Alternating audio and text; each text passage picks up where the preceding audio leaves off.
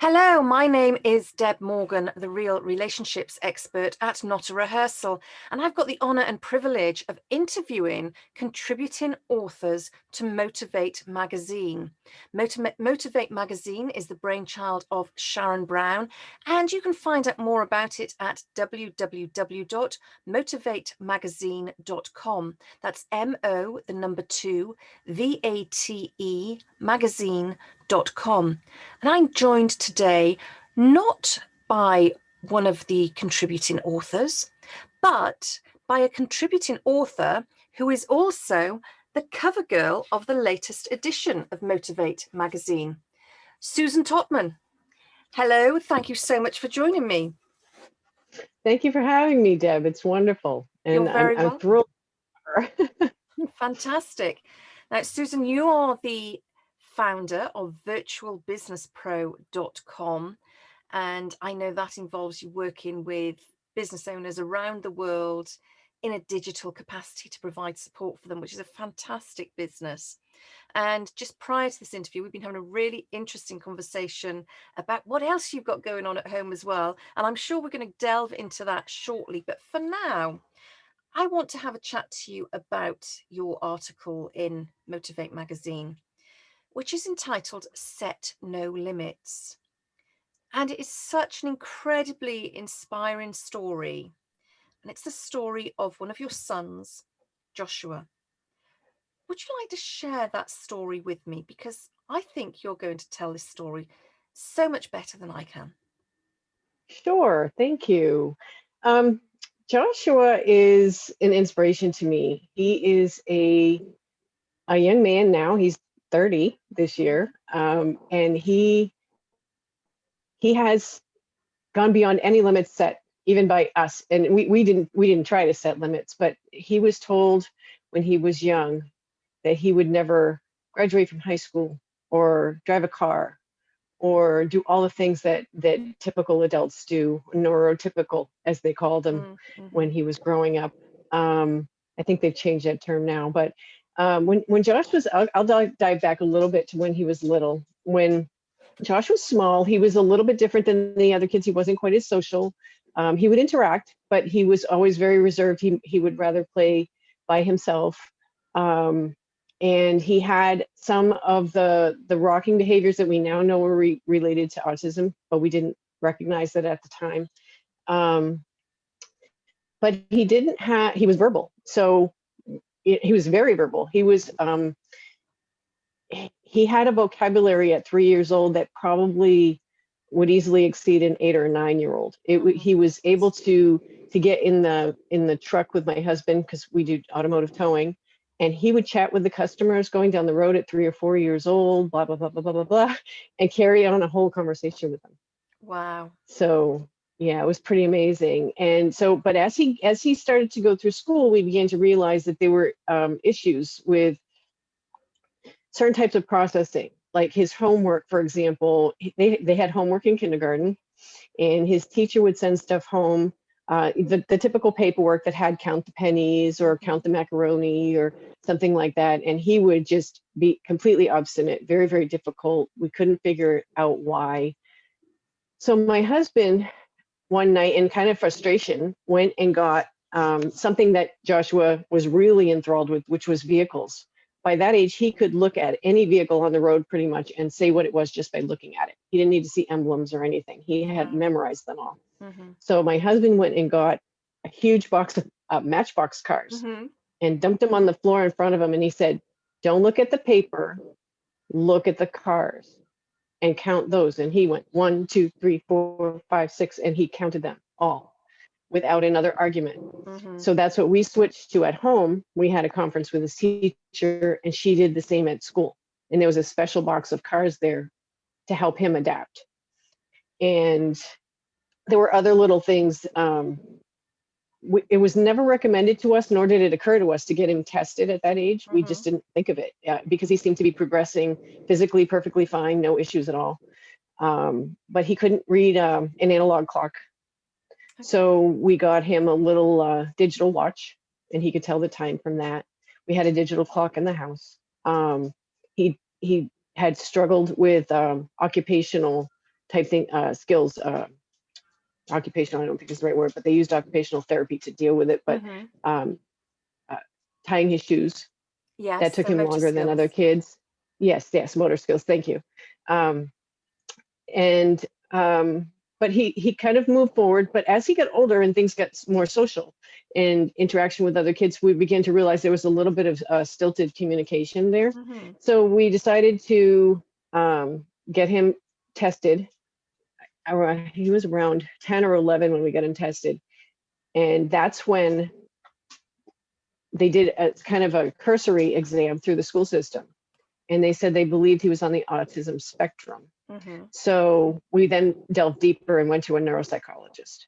And she Wow. she is the person that sat and told us and told Josh to his face that he would never drive a car and he would never graduate from high school and he would never be able to do, he would never live on his own. And unfortunately, she went out of business and went away somewhere because by the time he was 18, he was living in his own apartment. Mm-hmm. He works full time. He's owned and driven vehicles since he was 15. Mm-hmm. Um, and he owns a motorcycle. He rides that Wow. fine. Essentially, he decided somewhere along the way that no one was going to tell him what he couldn't do and what he could do, and he was going to do what he felt like doing. Um, uh, the thing that stands out to me is actually in the article, which is football. Mm-hmm. Yes, I was um, going to come on to that. yeah, yeah. Wow. In high school, his brothers played football for all the years through. He played in Pee Wee and then never played through middle school like the other Mm-hmm. boys did. And when he got to high school, his brother said, "You should join the team. You should join the team." He got a lot of pressure from even from coaches that wanted him to play because his brothers played. And so one summer, I'm pretty sure it was his sophomore year, but I'm not sure. He signed up and he went and he got all dressed up. He did the double sessions in the hot summer sun, which is they go in the morning and then they go home or take a break and then they do another couple hours session late in the afternoon. So it was Goodness. really Mm-hmm. grueling. And then he played right through around almost the end of the normal season before the playoffs Mm-hmm. happened. And we were at a game one night and I can't remember exactly what happened, but it was after a play towards the end of the game, and he walked up to me and he said, "So," he said, "now I showed everybody I can do it. I'm done. I didn't want to do it, but I did it because I had to show everybody I could."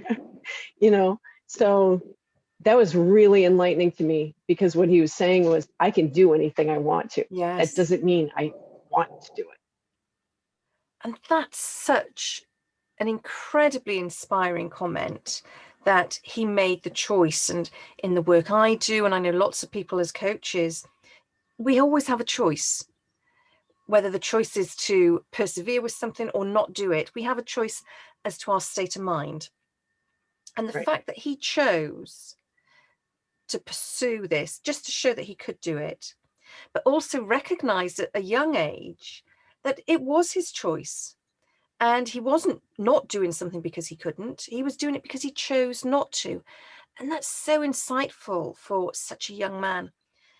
Now, I love the quote that you put in your comment when he talks about the diagnosis he got. Mhm. And you say, in his words, diagnosis sometimes stigmatizes a person to the point that people won't offer them opportunities because they assume they're too stupid, uneducated, or unable to comprehend what they want to do. Just because I don't do something doesn't mean I can't. And that's incredible. And we hear so much about people being labeled and Mhm. diagnoses being used to label people, whether it's with autism or Asperger's or anything else. The label becomes attached to them and it impacts them through their life. Has this diagnosis impacted Joshua at all in his later years? I think so, in some ways, but I will say that we discussed this before I put the story out there. I wanted to Mm-hmm. make sure he was perfectly okay with it. That's when he gave me the quote. And It does, because people still have a perception because they know, Mhm. but he doesn't care. And that's the key, is he has decided that that's not his problem. That's their limitation that they put on themselves, not him. Mhm. So that's not everyone can do that. And it's not that easy for some people. He's able to compartmentalize Mhm. those, and he doesn't have any strong feelings about it either way.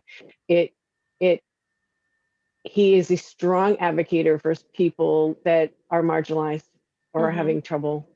Um, and that if anybody picks on them, they don't want to do it in front of him. So he's a really good kid with a super heart, and Mhm. most of these kids are. And I don't understand the need for society to set those limitations, and Yes. set the stigma that goes along with it is huge. And I don't think I put it in the article, but in high school, he he did something phenomenal. I got a call from one of his teachers, Mhm. and I think it was sort of they had a thing that they had to do to complete before they could graduate, which was they had to, and this was everybody, they had to do a portfolio. It had to do with the education system and how it works here, but they had to do a portfolio of steps before they could graduate from high school. And Mhm. I think it was in that class, but he got up in front of the class of his own accord. He asked the teacher if he could, and he said, "You all know me. You've known me for a long time." And he says, "I'd like you all to know something about me." And he explained Asperger's syndrome and what he had, and why he sometimes was a little bit reserved, and why when he pulled his hoodie up over his head, that was his barrier to too much Mhm. stimulation, was putting his hoodie over his head from about fifth grade on. And sometimes in high school he would do that. He put his earbuds, and he had special permission to wear earbuds, Mhm. um, and carry that if he needed to, as a accommodation. Mhm. But he got up and did that in front of the class, and she called me and told me he'd done that, and I was floored. I couldn't Wow. even believe that he did that. That was big, because that was the first time I know of that he publicly announced and said anything. And at the end of it, he said, "And if you guys have any questions, please come ask me.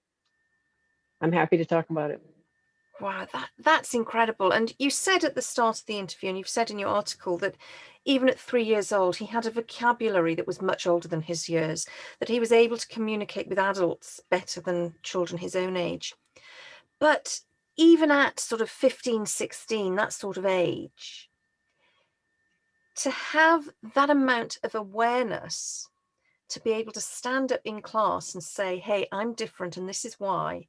And if you've got any questions, tell me. That takes so much courage for It any did. It did. child, you know. So Mhm. where does he get his drive and his motivation from? I think probably from both parents, from our family in general. We're quite driven, Mm-hmm. and I guess my kids would say I'm very driven. My husband is as well. We're Mm-hmm. we're both entrepreneurs, very very independent. I think that we also are kind of no nonsense, and that Yes. might be part of it too. We didn't not coddle, but we didn't coddle, if you know what I mean. We Yes. weren't on top of uh, him every second. We did allow them to make mistakes. Mm-hmm. No, you I know think that's um absolutely right. yeah, and not, that doesn't mean I didn't want to step in. And there were times that I did when I felt it was necessary. But Mm-hmm. for Joshua, I think the key was also patience. And when he did have a problem or an issue, um we tried to give him time and space, Mm-hmm. to resolve it, and he would work it out on his own and then come back and talk to us. Wow. So we were. And how did Joshua's diagnosis impact on you as a family? Because you don't just have Joshua, you have other children as well, don't you? Yes, And how did that diagnosis impact the family? I think that for a long time the older two boys didn't understand Mm-hmm. the differences. And so I actually took the two of them to an autism conference once that was at a University of Maine, Mm-hmm. and they did gain an understanding at that point, um, that I think helped. Um, but also just interacting with him over the years, I think they're very protective of him, Yes. but at the same time, they kind of do what we do, which is let him kind of have his own rope, Yes. you know. So he knows that he can count on them. The dynamic of the family, I mean, he was pretty much treated the same in terms of Mm-hmm. he was expected to do the same things. He didn't always do things. We had to give him. There were certain things that we learned, which was if we gave him 10 minutes to get ready for something instead of saying, "Hey, let's leave," you know, Mm-hmm. that was all he needed, was that Yeah. little, okay, that set, you know, like, okay, we'll go in 5 minutes, you know, and Mm-hmm. he was fine with that. So I think that just learning to adjust, and I think they followed our lead with that. So I don't think that was ever a really big issue. Mm-hmm. He's just one of us, you know. Fantastic. And what next for Joshua? You know, what he's obviously an inspirational young man. He's 30 Hmm. now, as you said. So what is it he does now? What's next for Joshua? Well, right now he's working full time, and his ultimate aspiration is to build his own little home on his own property, Mm-hmm. and he wants to open his own business. He's probably he's very skilled at like small engines type work and things like Mm-hmm. that, but he's also really really good with electronics and gaming. And there's also potential there, but he definitely, I think, is at some point going to move into entrepreneurship. It seems to be a family thing, but but I think he would like the autonomy of that. He really, I think, likes his job. He likes the people he works with, but I think ultimately he would like to be his own dictator per se. Mm-hmm. So I think probably at some point he will venture into entrepreneurship, but we will see. He's also, something that I didn't mention, he's an amazing photographer. Okay. We got him some training when he was young. He was a teenager, and when he takes a picture, he and I can take a picture of the same object, Mm-hmm. and mine will be just a picture, and his will be art. Mm. And I don't know how he does it, but he has an eye that I don't. Yes. So yeah, he's very very talented. He's multifaceted and so incredibly capable in so many areas. But I do think that he will venture out on his own probably after he gets his house established, Mm-hmm. and probably do something there, build a workshop or something for himself, and do whatever it is that his heart desires. Incredible. So we need to look out for the name Joshua Totman in the future then. Yes. And has Joshua considered submitting his own article to Motivate magazine? I know that they are currently looking for inspirational men to write for the magazine, and he sounds to me like he would be an absolute prime candidate. How do you think he would feel about I I'm not sure, but I will ask him. I'm not sure. He doesn't write a lot, but that's not to say he can't. He that? absolutely can, and I will ask him. That's an intriguing idea. Yeah, Mm. great. I just think it would be wonderful to hear his story from his perspective. We've had your perspective on it in the magazine. We're Hmm. getting your perspective now, speaking for and on behalf of Josh, I guess, but to hear from his perspective how he sort of manages the diagnosis and a day-to-day life. It's a very normal life. And Hmm. it's so good that he has just ignored those labels, just ignored the diagnosis, and decide to do the very things that he wants to do because he Hmm. can and he's choosing to do them. I think it's absolutely fantastic. He's such an inspiration. Susan, thank you so much for sharing your story and Joshua's story with us. And I just want to leave you with the quote that you put into your comment from Helen Keller, which is, "Your success and your happiness lie in you." Absolutely perfect. Susan, thank you so much for joining me today. Please let our listeners and our viewers know where they can find out more about you if they want to learn more about you and what you do. If you want to know more about my business, you can go to virtualbusinesspro.com. And if you want to learn more about me and my family, you can go to susantotman.com. That's And thank fantastic, you so much Susan. for having me, Deb. This is You're great. And I will talk to Josh. I think that would be great to get his perspective. That's great. I would love to read it, that's for sure. Susan, thank you so much for joining me today. And don't forget, if you are interested in Motivate Magazine, visit www.motivatemagazine.com. That's MO, the number 2, VATE, magazine.com. Thank you, Susan. Thank you. Bye bye.